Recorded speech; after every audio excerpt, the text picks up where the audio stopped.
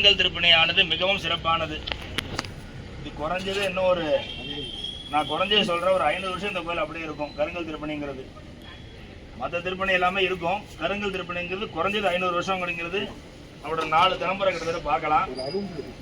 அதனால கருங்கல் திருப்பணி இன்னைக்கு எல்லாருமே அந்த காலத்தில் ராஜாக்கள்லாம் பண்ணிட்டு இருந்தாங்க. இன்னைக்கு நமக்கு பண்றதுக்கு சுவாமி ஒரு பெரிய வாய்ப்பு கொடுத்துருக்கு. அந்த கவர்ல போற அரும்புல இருக்க அடுத்த விநாயகர் நமக்கு பணம் கொடுத்தது அவர் தான். அந்த பணத்தை வச்சு ஒரு நல்ல காரியத்தை பண்ண சொல்றது அவர் தான். இன்னைக்கு அந்த கருங்கல் திருப்பணி பண்றோம்.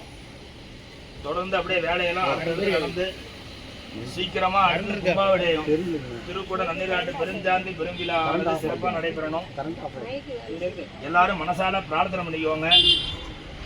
ஒருத்தர் பிரார்த்தனைனால வீட்டுக்கு எனக்கு என் வீட்டுக்கு ஒரு சங்கடம்னா நான் வேணா அது நடக்கும். ஆனால் ஊருக்கு ஒரு விசேஷம்னா ஊர் மக்கள் எல்லாரும் பிரார்த்தனை பண்ணணும்.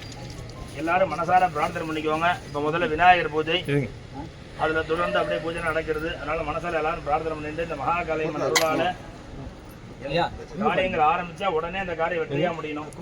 ஒரு வீட்டுக்கு போதும் அம்மா காரியங்கள் கொடுத்துருவோம், செக்கா கொடுத்துருவோம், வந்து அங்கே நீங்களே பேங்க் பண்ணிக்குவாங்க அப்படின்னு அந்த அளவுக்கு நமக்கு சாமி கொடுக்கணும். எல்லாரும் மனசார அப்படியே பிரார்த்தனை பண்ணிக்குவாங்க. ஓம் ஹரஹர நம பார்வதி பததே ஹரஹர மகாதேவா.